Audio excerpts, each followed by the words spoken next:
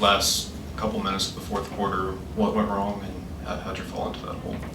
Reed, let me tell you, your article in the paper today might be the best I've read in a long time. You did some research, and I appreciate it. For those of you who haven't read it, go find it. That's real journalism. He didn't give an opinion. He called people and did some work. You had to go back and you had to go look at record books too. Appreciate that, buddy. When you don't have Angel Reese on the floor the last 4 minutes of the game, it takes you out of your rhythm. It takes you out of your confidence zone. I don't think I put her back in the game too early. She fouled out with 4 minutes to go, so she would have been in there if I'd have put her in with 5 minutes to go. I thought the game came down to exactly what it usually does. It's just toughness. It's experience. That was a good basketball game. Our kids fought really hard, and the crowd was outstanding. It was a great atmosphere, and when you don't have your All-American on the floor to rebound first and to guard Cardoza as well, I thought we battled and did about as good as we could. This game comes down to possessions. At the end of the first quarter, we gave up a 3. At the end of the second quarter, we went in too early. They come down, they hit a 3. So I think Flage said it best, you only lost by 6, but you break it down possession by possession. I thought that when we came out in the third quarter, they were tougher than we were. The first 5 minutes, they started rebounding the ball, started taking it right at us. We didn't get to the foul line. With a team that plays as physical as they do and as tough as they do defensively, you shoot the ball 6 for 18. We had to get to the foul line, and we didn't do it. They got to the foul line more than we did.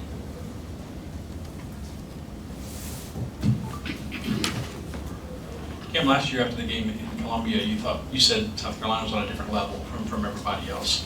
After this game, you feel like, obviously you feel like you have work to do, but do you feel like, yeah, you can play with them, that maybe that gap is not there this time?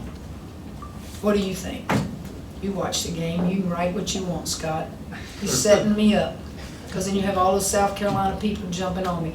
That was a good basketball game. There's a lot of talent on both sides. A possession here, maybe we would have won it. A possession there, maybe we would have won it. But they made the plays to win it, and it was just toughness. It was just toughness. That was good for the SEC. Two good teams battling it out. Can you get there? Huh? Can you get there where you are right now? Can we get where? To be, championship. Well, I don't know that. I didn't know at this time last year if I was going to win a national championship. You're asking me to look in that crystal ball. What I know is we're relevant. We're one of the top teams in the country. It was a very good game. We will get in the film room, not tomorrow, but Saturday, and get ready for Mississippi State. We'll show some of the things. How did we lose the lead? Where did we not help each other on the defensive end? There were several situations where it got to under 10 on the shot clock, and we are supposed to automatically switch at all positions, and we didn't do things like that. Was that mental fatigue? Was it not communicating? But it was on the far end because we're on defense down there, so we couldn't scream and holler at them. But there were several possessions on the defensive end where we needed to make stops, and we just didn't do it. I think most people watching the game wouldn't say anything negative about either team. It was an amazing game, just somebody had to lose. Jock, are you serious? Are you serious? Do you think people are going to be negative on social media? Oh, well. Now get real. Yeah, well. But your point is well taken. Yeah. You're a competitor. You never walk away from a game being happy with the loss. But how do you feel walking away from a game like that where the competition was so high and so many people watched it and the atmosphere was amazing and so forth? I'm not into moral victories, never have been. We had opportunities to win this game, and we didn't. I'm extremely proud of LSU and the atmosphere and what we created here and what we have created here in, 3 years now. It doesn't get any better than what you experienced tonight. And Yeah, I'm sure I'll toss and turn all night. Don't know if I'll sleep much, but that's a personality deal. We'll learn from it, just like we did when we went to South Carolina last year. We'll learn from it.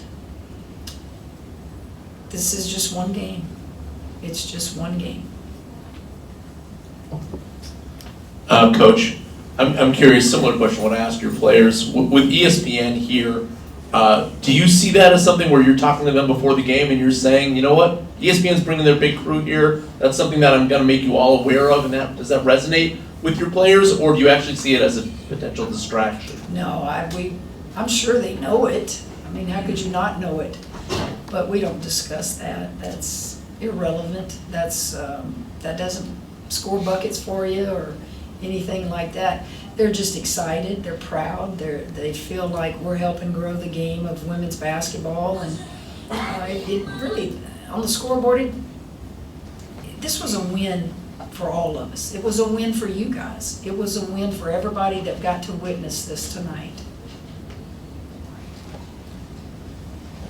Kim, Anissa mentioned, this team's already been through a ton in the first couple months of the year.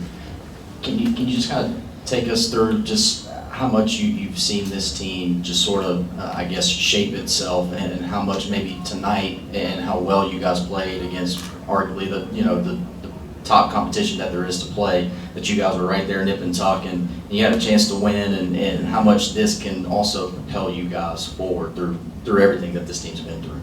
And it will. I mean, it's competitors, as Flage said, you don't like to lose. It's just a tough pill to swallow. But there are more games to play.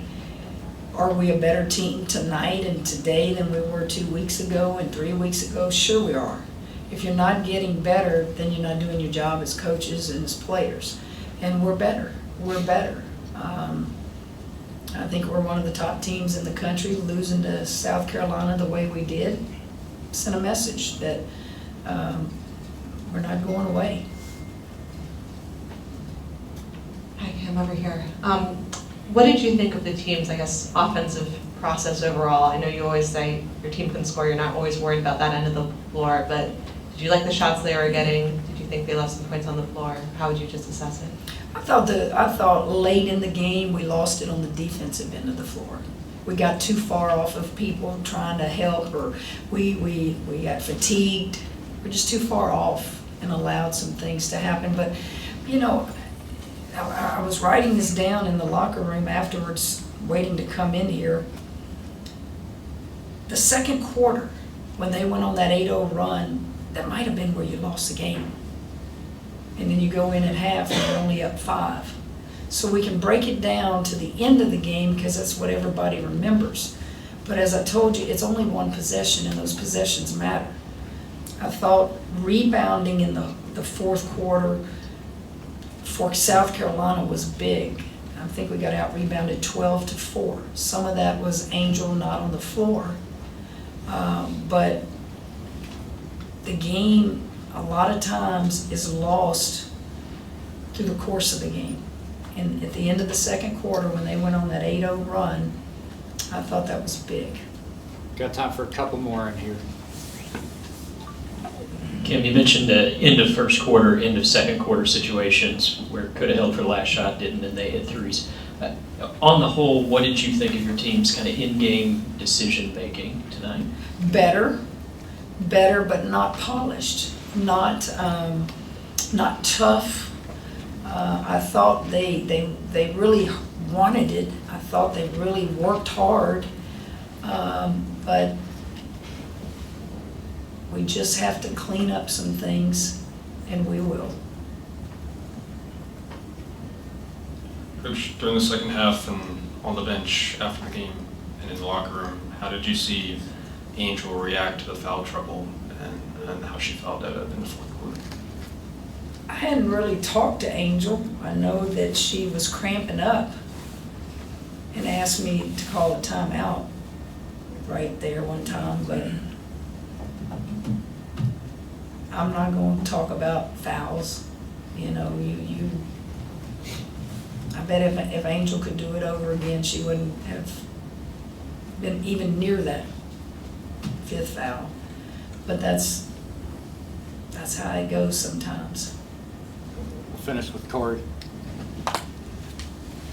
Kim, I think it was earlier mid-second quarter, I took a video over the entire concourse, and people were stand up and lining up all the way around. And I don't think I saw an empty seat tonight. Just short 3 years, what's it like for you to come back here? And if you did maybe at some point get a chance to peek up tonight, just seeing the response from the Baton Rouge community, seeing the response from LSU supporters, just kind of what has this been like for you so far, and how amazing is it to see, your young ladies get that level of support? Well, when I come out before the game, I can see, and the crowd, acknowledges me walking out, and I try to not acknowledge them and thank them basically for being here. When I drive to the PMAC, I see it. It makes you proud. It reminds me of what I told Holly Rowe before the game. When I had my first press conference here, I said, all I want to do is come back to this state and do something positive. Little did I know at that time we would do what we have done in such a short period of time.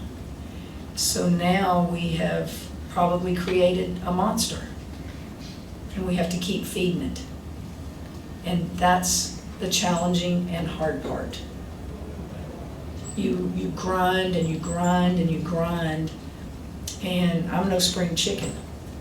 How much do you keep grinding, or do you just do like Saban did and said, I've had enough, right? Because people forget how hard it is. Do y'all realize what we've done in 3 years is ridiculous? But that's what we do as competitors, as coaches, type A personalities. It's hard. And I'm forever grateful to the community, to LSU. We will just keep doing what we do. Thank you, guys.